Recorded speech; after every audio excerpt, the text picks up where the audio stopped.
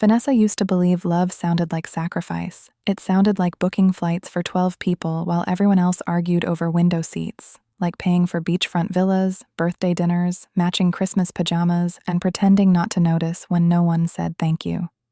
For years, she played the role quietly: the dependable daughter, the successful sister, the family safety net, and every holiday she convinced herself that maybe this time would feel different. It never did.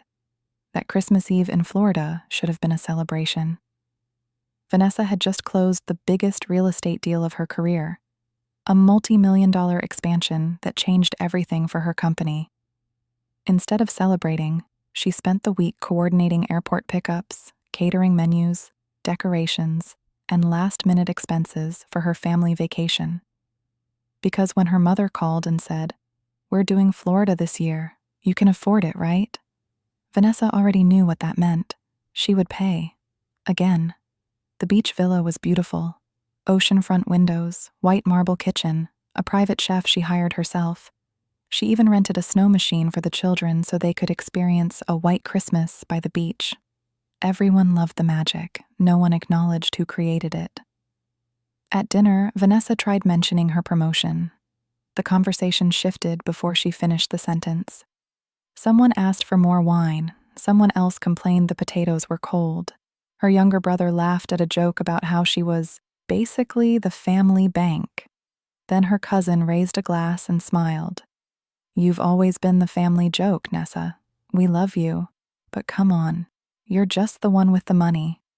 The table laughed, even her brother, the same brother she loaned $12,000 to when his business nearly collapsed.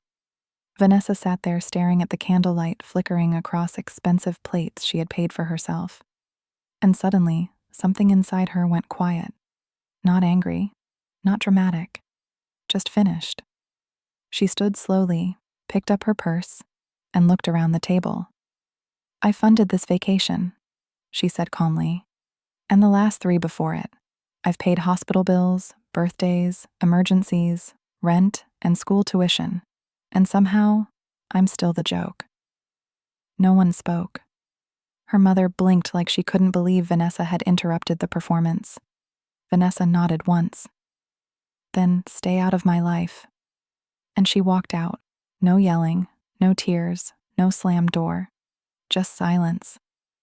By sunrise, she was back in Seattle, back in her penthouse apartment, back in the quiet. But this time, the quiet felt different, because her family didn't know something important. A week before Christmas, Vanessa had bought a mansion, not a flashy celebrity mansion built for attention. A private estate hidden behind iron gates overlooking the city skyline. 20,000 square feet of glass, stone, sunlight, and peace. A 2-story library, a courtyard garden, a private gallery, 5-car garage, floor-to-ceiling windows that made the mornings feel endless. And for the first time in her life, she bought something without asking herself how many people she'd eventually have to share it with. This house was different. This one belonged to her, alone. She moved in quietly. No family announcement, no invitations, no group chat photos. Just one picture posted online, sunlight spilling across a marble staircase. No caption. Still, the messages flooded in immediately. "Wait, is that your house? You bought the Thornton estate? Mom says you're overreacting. You can't just cut off family." Vanessa ignored them all, because she finally understood something painful. People who only value your generosity panic when you discover your boundaries. The mansion didn't feel lonely. It felt peaceful. For the first time in years, she woke up without obligation sitting on her chest. No unexpected phone calls asking for money, no guilt, no pressure disguised as love. Her interior designer, Amara, noticed the change immediately.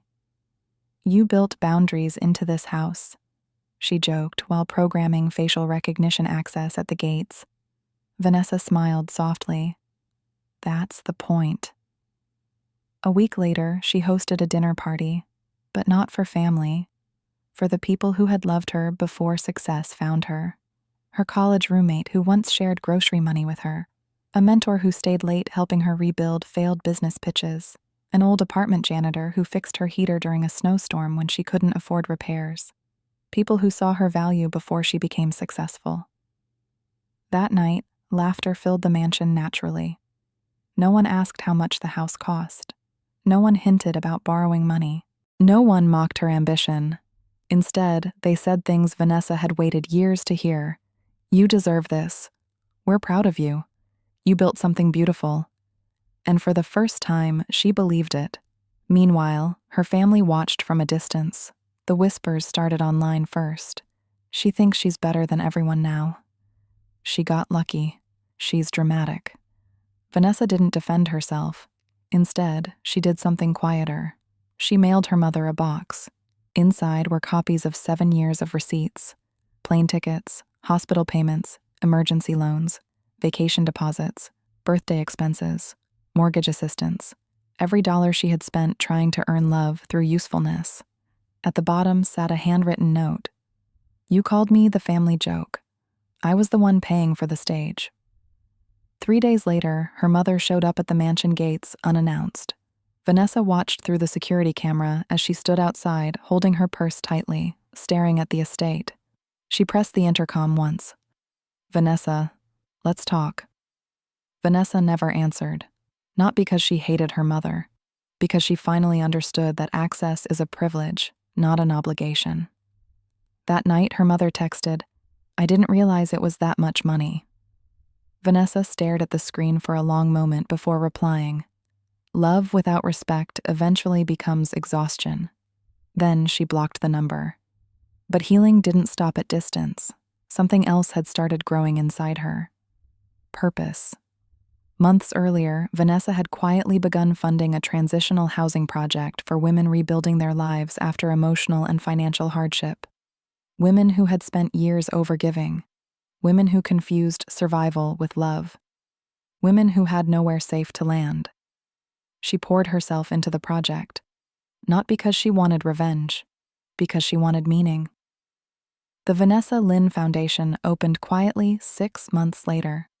No giant press conference, no dramatic ribbon cutting, just warm lights, fresh bed sheets, stocked kitchens, therapy rooms, career workshops, and doors that locked safely from the inside. One young woman walked into her new room, holding back tears. No one's ever given me my own key before, she whispered. Vanessa smiled gently. Now you have one. That night, sitting beneath a cherry blossom tree she planted in the foundation courtyard, Vanessa realized something extraordinary. She no longer wanted her family to finally understand her. She simply wanted peace. And peace, she discovered, is expensive only when you keep giving it away to people who never protect it. Her mother reached out again eventually. A letter this time. We were just teasing. You always seemed strong. We never thought it hurt you. Vanessa folded the letter carefully and placed it inside her desk drawer. Not out of bitterness, out of closure, because strong people still feel pain. They just learn how to survive it quietly. Months later, Vanessa stood at a fundraising gala for the foundation's second housing center. The ballroom lights shimmered softly as she stepped onto the stage. At the back of the room, she noticed her mother standing silently near the doors, watching. Vanessa didn't look away, but she didn't stop for her either. Instead, she faced the audience and spoke calmly. I used to believe love had to be earned through sacrifice, she said. I thought if I gave enough, fixed enough, paid enough, eventually I'd feel chosen. The room fell silent. But real love doesn't keep score while you're suffering. Real love doesn't laugh at your exhaustion. And healing begins the moment you stop shrinking yourself just to keep others comfortable. Applause filled the ballroom. Not because she was wealthy, not because of the mansion, not because of the success, but because people recognized truth when they heard it. After the event, Vanessa returned home alone. The mansion was quiet again. But this time, the silence no longer sounded empty. It sounded safe. She walked through the courtyard slowly, cherry blossom petals drifting through the night air like soft pink snow. Inside the house were photographs, books, music, warmth, and a life built carefully by her own hands. No guilt, no performance, no begging to be valued. Just peace.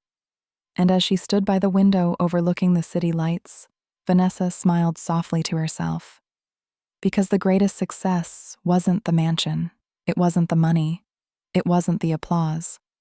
It was finally learning that walking away from people who only love your usefulness is not cruelty, it's self-respect. And for the first time in her life, she understood the difference.